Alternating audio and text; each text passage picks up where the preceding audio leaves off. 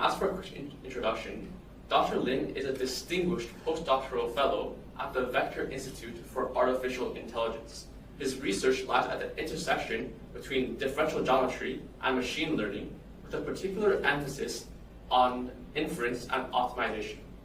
His work has appeared in many top-tier artificial intelligence and machine learning venues, including the International Conference on Machine Learning, or the ICML. Currently, his project investigates geometric approaches with broad implications for large-scale optimization and emerging paradigms in machine learning. Thanks for the introduction. Okay, what role does mathematics play in artificial intelligence? And are there any specific branches of math that are especially important to AI? Okay, thanks for your question. So I think math plays a central role in machine learning or in AI. And for example, that you can use mathematics to design algorithms. Because the algorithm is essential part in machine learning. For example, we can use an algorithm to tell machine learning how to learn the patterns from data.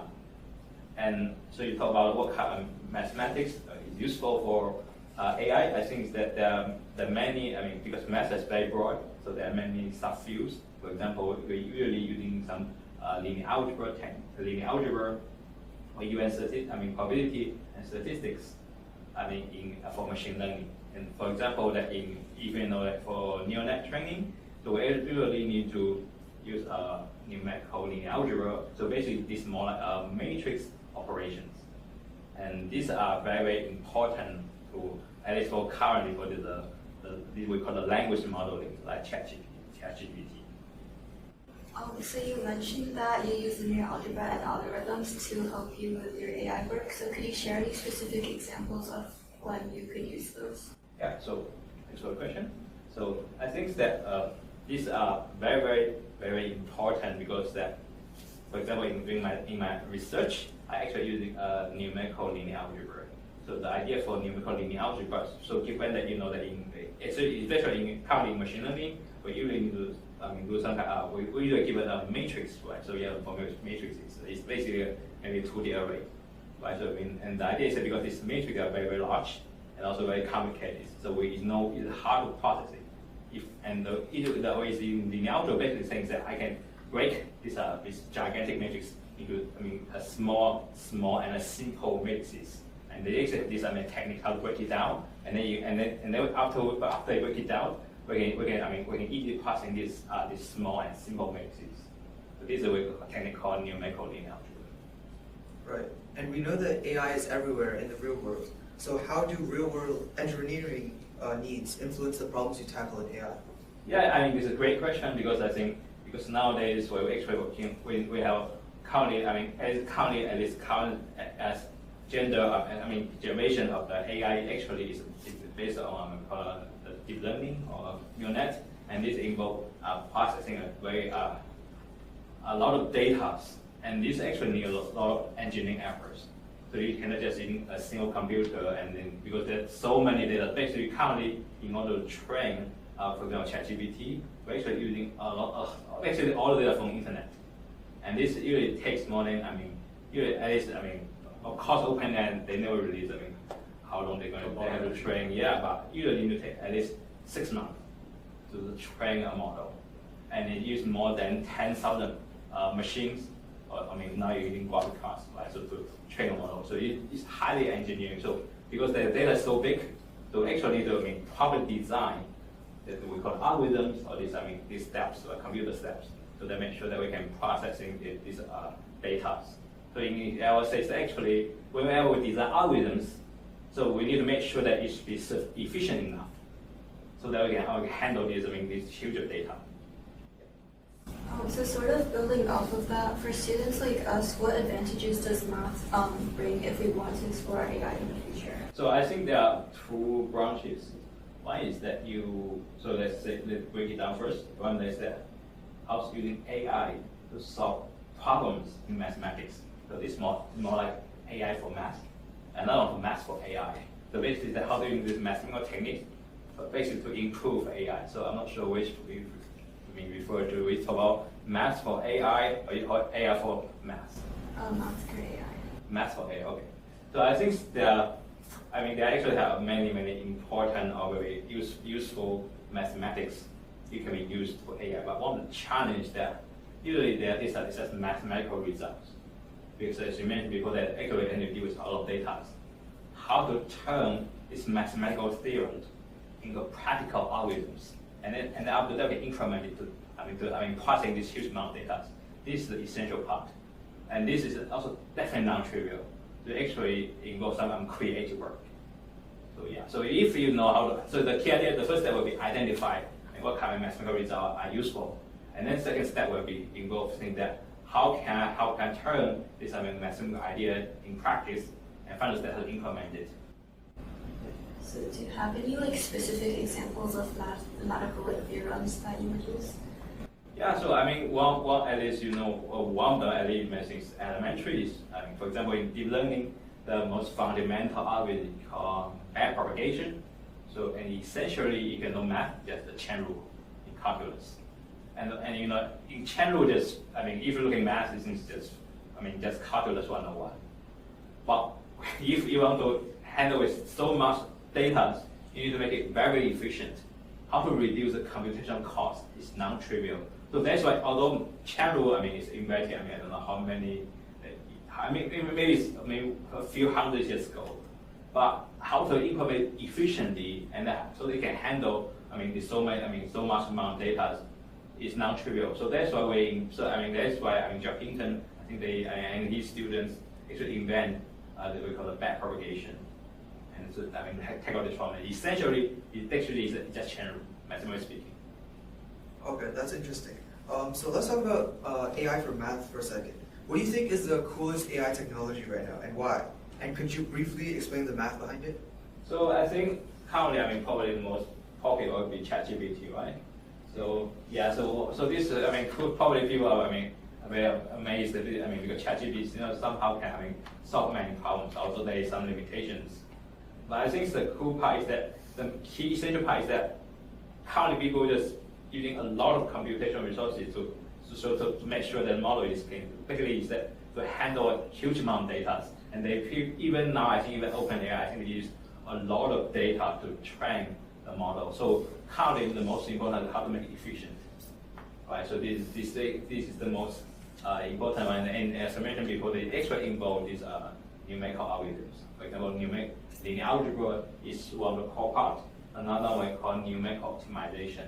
Because they usually train a neural net, you can frame it as optimizing problems. Or we call so basically you can express mathematical expressions, and you want to make sure that when we achieve the minimum or maximum, and so usually the minimum or maximum, it depends on the context.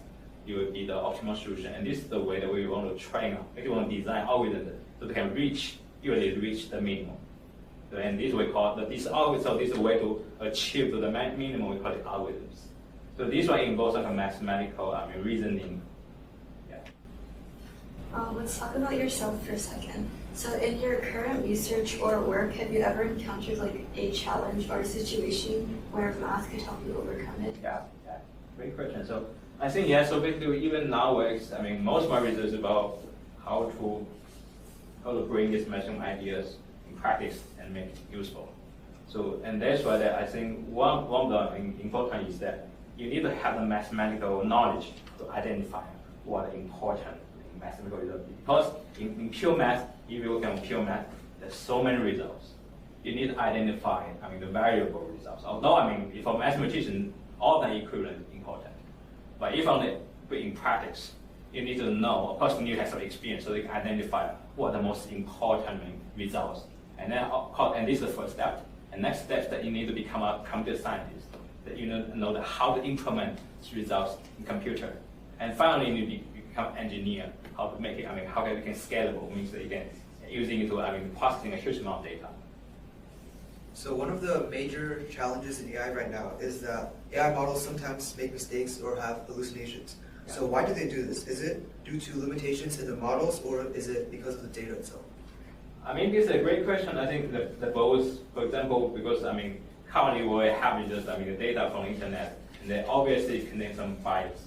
So if the data model trained by using this data, naturally or inherent, because usually model will try to capture the patterns from the data, right? So usually you have some of these biases, they actually you're gonna have these problems.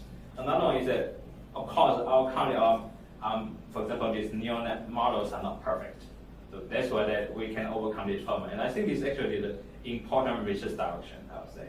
So there's no, at least for now, to my best knowledge, I don't know how to solve this problem yet. But I think because people are still working on to improve it. Of course, there are some ideas, but I think it's that I don't think that you can solve it once for all. So I think it's an open question.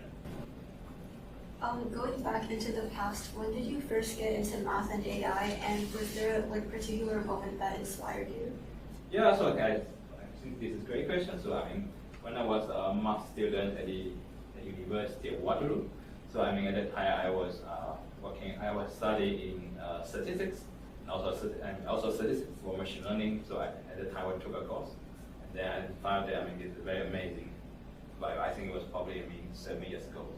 And I think at that time, deep learning is not very popular, at least at that time, but now it's become very popular. I think that you need to know that why this is important, but because at that time I was amazed that they're very, basically these algorithms are very, very powerful. They actually can capture these patterns, right? So and this I believe that in fact is very important, and also they're using a lot of mathematical techniques. Yeah, so what are some time management tips that could enable high school students to pursue AI? So I think it depends. But so I assume that you have a lot of coursework. So that's why you need some time management, right? Is that correct? Yeah. Okay. So I think that the way to do it is that ideally that, for example, maybe in summer, maybe you can do some research. Maybe join some research program or just boot camp, so that you can try to explore these real world problems. Because even now, there are so many open problems. For example, as I mentioned before, you can use mathematics, or you can use AI to solve some problems in mathematics, or you can use mathematics to improve AI. Or even they actually have another direction called AI for science. Basically, it's not just for math. So basically, you can use AI or machine learning to solve some problems in science, so not just mathematics. But even in this case, that's involved a lot of mathematical modeling. For example, in physics and also in chemistry, there are still have a lot of these important problems you can frame it as a mathematical problems. So this is another branch actually. I think currently is at an earlier stage. Maybe it's getting popular now. It's for AI for science. Cool. So from your earlier answers, it's clear that mathematics is pretty important to AI and the techniques you learned there. But besides math, are there any other skills that are also important to AI? For example, logic or teamwork, communication? It depends on AI for AI research, more like AI development. They're different, right? So for example, AI research, AI development, or maybe you want to have some AI product to refer to. So what I refer to is AI for research. Well, so AI research, or maybe you want to do some AI product. More like AI.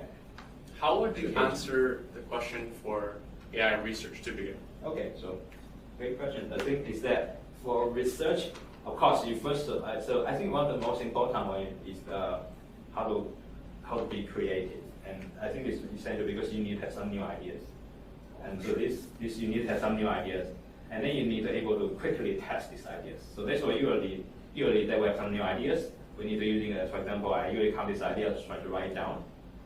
You can write down basically in the mathematical equations, and then you need to implement it basically in compute, and for example, in my case, I will implement it in Python, and then I just test these results and some talk example to make sure they're correct. And after that, we can talk to my teammates. Then we start talk about so usually there are two approaches. One they call a top-down or bottom-up. Top-down means that we have some mathematical ideas, and we will identify how can you use these mathematical tools to solve some problems in machine learning. Top-down. Bottom-up means that we have some problems, and this problem actually is some important problems in machine learning, and then we try to find these mathematical tools to solve these problems. So it really depends. Sometimes I do bottom-up, sometimes I do top-down. All right. So it's clear that creativity is also pretty important in, for example, AI research. But you also mentioned like developing AI product. Like, how's that different from AI research? Yeah, because I think for research is going to be, first of all, I think research means usually to be more focused on creativity and novelty.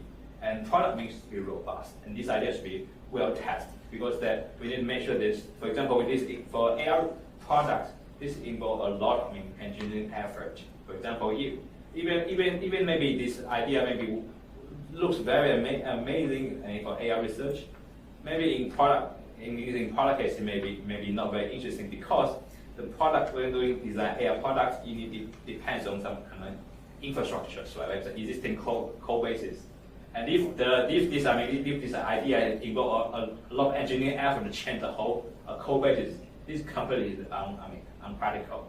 So that's why even for AI products, you usually emphasize more like incremental work. Although if you work in research, this is actually not great. But for engineering effort, you need to do some incremental. You need to focus on more like incremental contributions. But you're not just focusing on one single incremental contribution. You want to do multiple incremental contributions.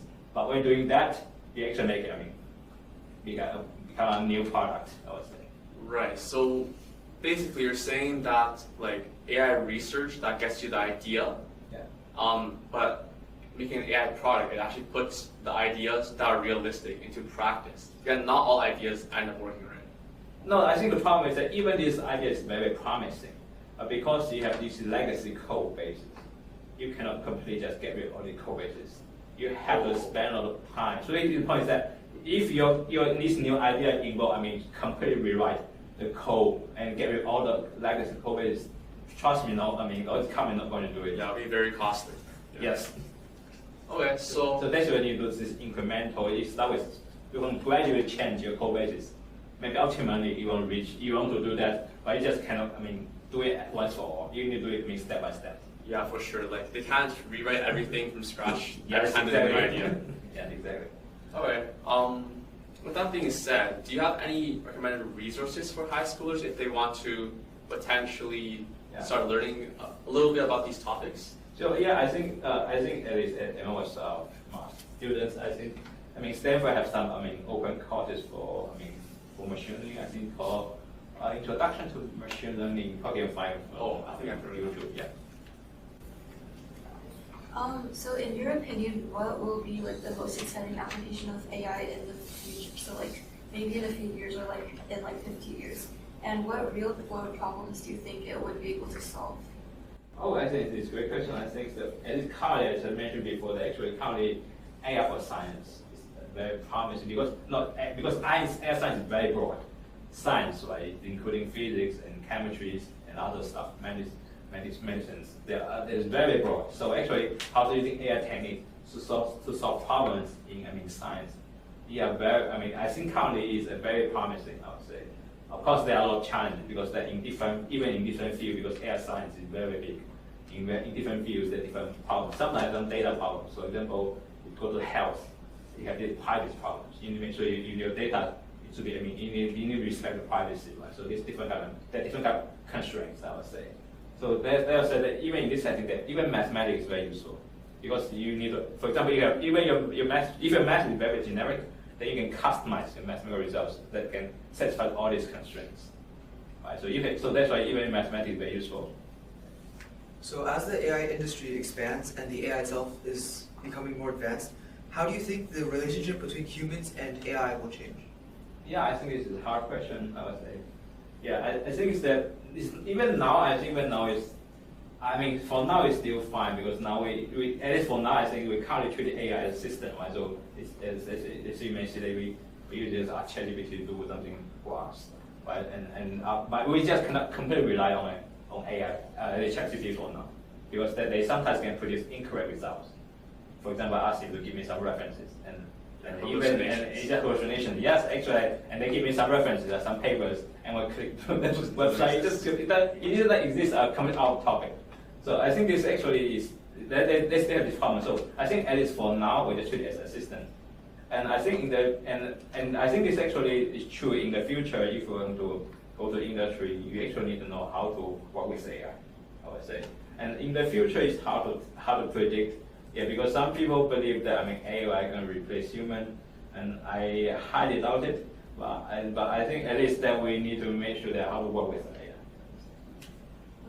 AI. In your pursuit of technological progress, what values do you think matter the most to you? So, for example, responsibility, innovation, collaboration, or so you talk about responsibility, talk about AI safe or AI safety or what?